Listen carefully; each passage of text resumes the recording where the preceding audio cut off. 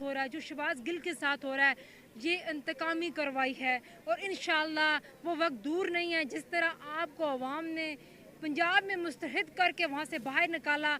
वफाक में भी आपके साथ ऐसा होने वाला है। और जो शहबाज गिल के साथ इंतकामी कार्रवाई हो रही है, इंशाल्लाह हम इसकी भरपूर मजम्मत भी अभी कर रहे हैं और इंशाल्लाह हम इसका पूरा आप लोगों से इंतकाम लेंगे, इसी तरह जिस तरह आप ले रहे हैं। मेरे कायद ने आज तक किसी से इंतकाम नहीं लिया, क्योंकि मेरा कायद अवाम के दिलों में बसता है। आप चाहे जितनी साजिशें कर लें, आप सिर्फ और सिर्फ शहबाज गिल के ऊपर तशद्दुद इसलिए कर रहे हैं कि आपको कोई एक वीडियो पैगाम मिल जाए जिसके तहत आप ये मैसेज कन्वे कर सकें कि इमरान खान आर्मी